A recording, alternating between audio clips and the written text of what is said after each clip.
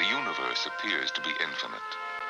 But starting from his tiny dot in one corner of the Milky Way, man is beginning his conquest of it.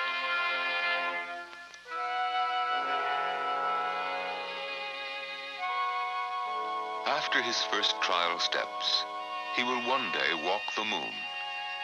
We can marvel at such exploits, even as we realize that chances are slight that man will venture personally beyond his own solar system. It is a long way to the stars. The sole source of knowledge of objects beyond our solar system is electromagnetic radiation. But despite the fact that we receive almost all our knowledge through our eyes, the visible spectrum is a narrow one. We might see many new colors if we could see into other wavelengths, and the light invisible to us can tell us much about the mysteries of space. Already, this invisible light has led us to a new understanding of the universe and provided unsuspected puzzles for our solution.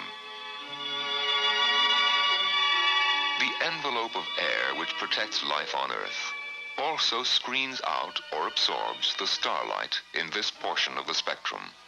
And it is these invisible radiations that could one day tell us how stars are born and die, and how the universe was created. For earthbound astronomers, the challenge is tantalizing. Yes, it is beyond the air that we must go if we seek a clearer image of the heavens.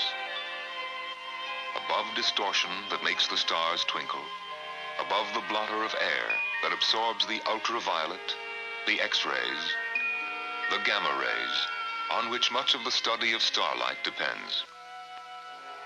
We need a solid platform, hundreds of miles out in space, from which to make our studies.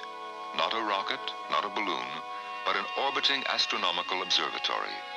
And that is what has been developed by scientists at the Goddard Space Flight Center, where Dr. James Kuparian headed a group of distinguished astronomers. To know the stars, we must capture starlight, light that is cut off forever from human eyes on Earth. For this, we need special telescopes. With the Goddard telescope in space, we can sample radiations emitted from within our own galaxy and compare them to emissions from galaxies tens of millions of light years distant. It's an exciting prospect. With the OAO, man will go a long way towards solving the mystery of the creation of matter. Through our new window on the universe, we shall search the stars in many ways. An early project will be the mapping of the entire sky by ultraviolet light. In charge of making this unique celestial map is Dr. Fred Whipple. The new map of the universe, which will be very different from these maps, will be made by telescope. With 4 such ground-controlled telescopic cameras, we intend to make an all-sky map in 4 separate ultraviolet colors. In addition, we plan to catalog more than 30,000 very hot stars, much brighter than the sun, many times more than astronomers have previously recorded in the ultraviolet. This satellite, the OAO, is the biggest and most complex unmanned satellite in the NASA program. Built by the Grumman Aircraft Corporation, it is basically a shell into which various kinds of telescopes can be mounted. When it has been placed in an orbit 500 miles beyond the Earth, this space observatory will give us eyes to see into regions until now invisible to man.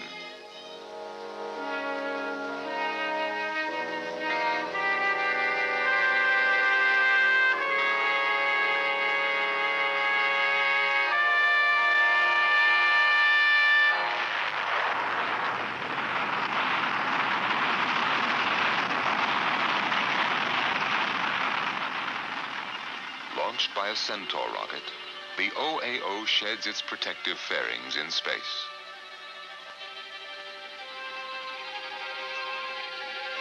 The OAO powers itself through solar panels, storing electrical energy derived from sunlight. Once in orbit, it relies on solar sensors and star trackers to stabilize itself.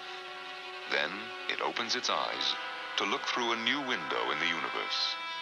With each succeeding year, a new OAO will be orbited. The first one in space carries telescope packages in both ends. From a ground control station, men reach into space 500 miles to point the OAO toward any part of the sky they wish to study. Precision is such that the OAO could fix on the eraser of a pencil 100 miles away. Observations can be stored by magnetic memory. And all information flashed to Earth within seconds. Recorded as numerical data, starlight images can be translated into pictures by the trained scientists. The OAO will be another significant advance in astronomy since Galileo aimed the first telescope to prove the Earth was not the center of the universe. From the time when prehistoric man wondered at the bright pinpoints in the sky, astronomy has developed as a challenge. The OAO, the Orbiting Astronomical Observatory, will extend man's range of vision across the universe. Man, on his tiny planet, a sand grain on the shoreline of the seas of infinity, longs to find out what the stars are, why they are there, how they came to be there, vast in the immensities of space that may or may not have a beginning or an end.